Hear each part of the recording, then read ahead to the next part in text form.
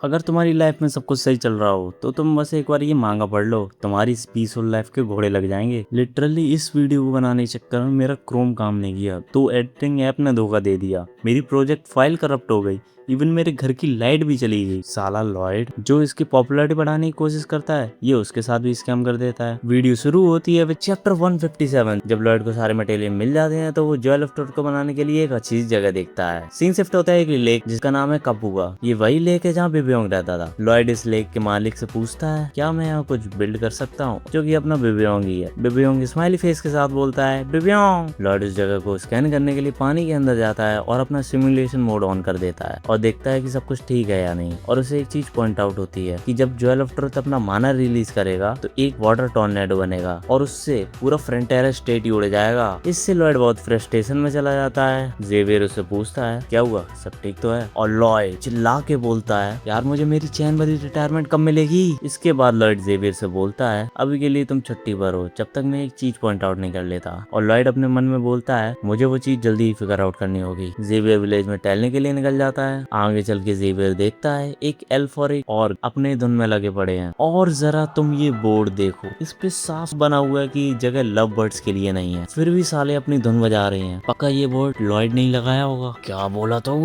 नहीं, कुछ भी नहीं। आगे में कुछ कैरेक्टर्स का पीओवी दिखता है, जैसे कैवलरी के कैप्टन और ये गुंडों का सरदार ने मिलकर ये लॉयड का बहुत बड़ा स्टैचू बनाया है। फिर ड्रैगन दिखता है जो फाइनली कुछ मूर्तियां ठीक ठाक बना लेता है। ऑफिसर ग्रेग को अपने मिसाइल को अपग्रेड करना, एल्फ का अच्छा मीट खाना, वर्कर अपने काम के बेनिफिट से खुश हैं यानी पैसे से। और तुम ये देखो अपना छोटा लॉयड और छोटा जेवियर, एक और स्कैमर पैदा हो गया। तभी सीन शिफ्ट होता है लॉयड के माँ बाप की। माँ बोलती है जैसे तैसे हमारा बेटा घर आया था और उसने खुद को लाइब्रेरी में बंद कर लिया। काउंट बोलता है हाँ तुम सही कह रही हो, हम उसके लिए वेलकम पार्टी भी नहीं रख पाए। काउंटेस बोलती है उसने हमें कभी भी माँ बाप कहकर नहीं बुलाया है। काउंट बोलता है उस दिन से बदल गए, अब वो एक नया इंसान बन चुका है। उसका बाप उसको खानदानी कोड देने की सोच रहा होता है। लॉयड को बचपन में ये कोड बहुत अच्छा लगता था और वो इसी कोड को पहनने के सपने देखा करता था। लॉयड लाइब्रेरी से बाहर आता है, मे बी उसने वो चीज पॉइंट आउट कर ली। तभी उसके माँ बाप बीच में आ जाते हैं। लॉयड का बाप बोलता है ओ बेटा तो तुम बाहर आ ही गए, ये लो हमारा खानदानी कोड। लॉयड उसे लेता है और बोलता है आपका शुक्रिया। तभी काउंट बोलता है पर बेटा वो तुम जानते हो ना, तुमने ग्रैंडफादर को इसमें देखा करते थे और कोड की जिद किया करते थे। लॉयड बोलता है हाँ मुझे याद है, अब मैं चलता हूँ। और यहाँ से अर्कस और मरवेला को सच्चाई पता चल जाती है कि ये उसका असली बेटा नहीं है। सीन शिफ्ट होता है और हम देखते हैं अगले दिन की सुबह हो चुकी है। काउंट और काउंटेस अपने खेत में सब्जियां तोड़ रहे होते हैं और वहाँ जेवियर आ जाता है। आगे काउंट जेवियर से पूछता है वैसे तुम आजकल क्या कर रहे हो। जेवियर बोलता है जब ये एक्सप्लेन करने लायक होगा तब मैं आपको बता दूंगा। काउंटेस बोलती है लॉयड कहाँ पर। जेवियर बोलता है यही है फ्रोना ब्रिज पे। काउंट बोलता है हमारा असली लॉयड कहाँ है। जेवियर एकदम शॉक में हो जाता है। आगे काउंट बोलता है कि तुम एक स्वॉर्ड मास्टर हो और तुम्हारे पास एक्स्ट्रा ऑर्डिनरी सेंस है, तुम्हें लॉयड में कुछ नोटिस तो किया ही होगा। आगे काउंट बोलता है कल जब मैंने उससे ये बोला कि ये कोट उसके ग्रैंडफादर पहना करते थे तो उसने इस बात पर एग्री किया। अब तुम ही बताओ जेवियर, तुम हमेशा उसके साथ रहे हो। जेवियर बड़े कंफ्यूजन में है कि यार इन्हें कैसे बताऊंगा कि मास्टर लॉयड तो मर चुके हैं और रीइंकार्नेट हुए हैं किसी और फॉर्म में किसी और वक्त में, और ये मुझे भी नहीं पता। और अगर मैं ये बोलूंगा कि अचानक से उनकी बॉडी चुरा ली गई है और उसकी सोल को निकाल दिया गया है तो सुगु किम के लिए दिक्कतें क्रिएट हो जाएंगी और वो खुद को डिफेंड भी नहीं कर पाएगा। तो अपना जेवियर इतना सोच समझने के बाद एक बेस्ट आउटकम निकालता है, scam with Lloyd parents. Xavier बोलता है ये बात है उस दिन की जब आपने मुझे मास्टर लॉयड को देखने के लिए भेजा था, जब वो आधी रात को घर नहीं आए थे। जेवियर उनसे झूठ बोलता है कि मैं अपने मन में सोच अब साला मैं किस कचड़े को देखने के लिए जा रहा हूँ, क्या दिन आ गए मेरे। लॉयड के माँ बाप का रिएक्शन क्या जेवियर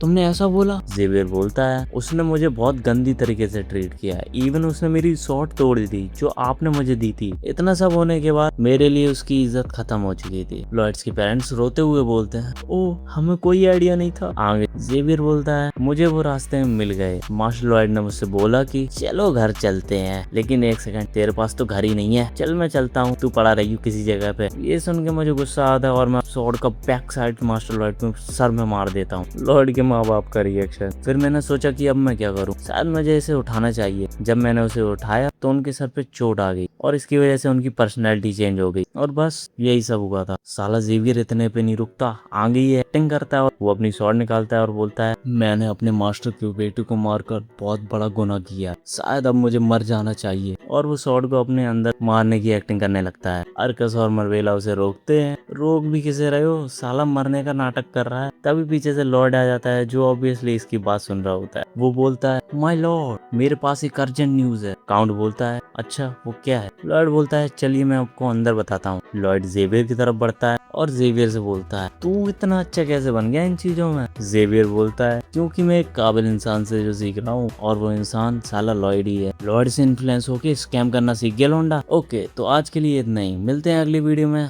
बाय बाय।